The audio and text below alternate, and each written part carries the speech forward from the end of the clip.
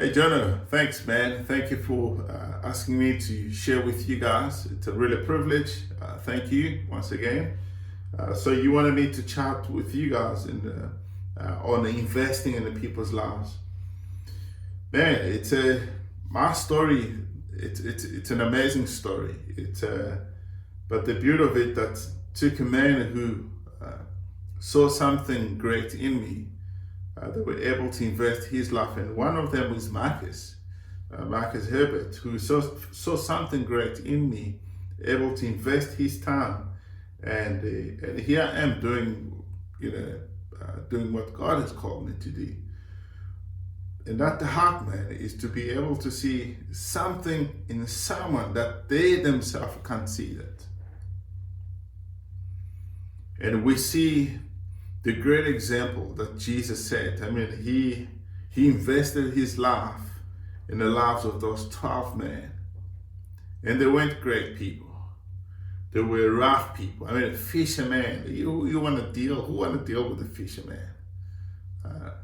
And then you have Judas, who constantly dipping his hand into things that wasn't supposed to be doing.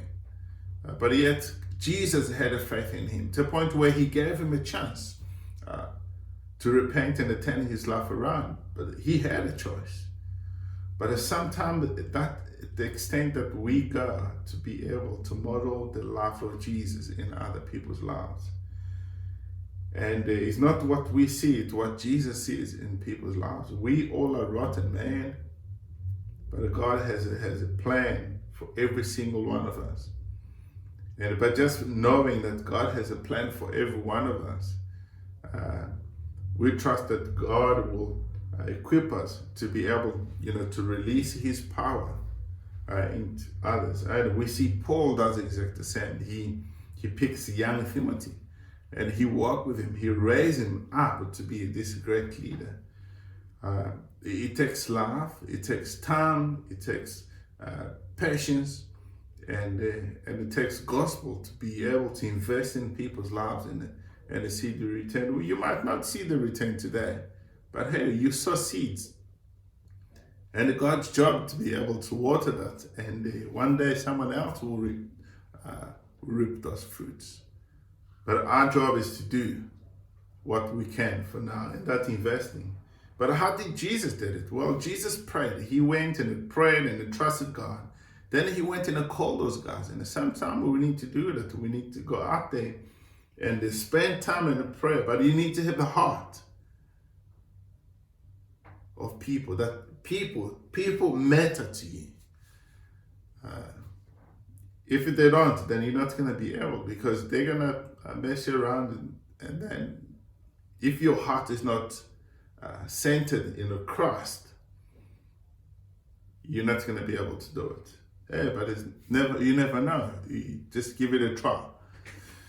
So we see Jesus does it, and we see Paul does it. He takes young Timothy, and in the book of 1 Thessalonians 2 verse 7 to 13, there's a beautiful picture here of what Paul paints. It's just a heart for someone who want to be a mentor, who want to be a father. The problem of the world today, friends, that there are so many men out there, but a few fathers. And you can be a father even though you're young. And I'm young, but I can be a father. You can be father to many. And verse 7 is what it says: an apostle of Christ, we certainly had the right to make some demands of you, but instead we were like children among you. And the children are obedient. We have to be obedient before God to be able to do what God has called us to do. In verse 8, it says, just the continuation of verse 7, oh, we are like a mother feeding and caring for her own children. Now is a tender heart coming here. You have to be obedient before God. You gotta have a tender heart to be able to do this investment in the people's lives.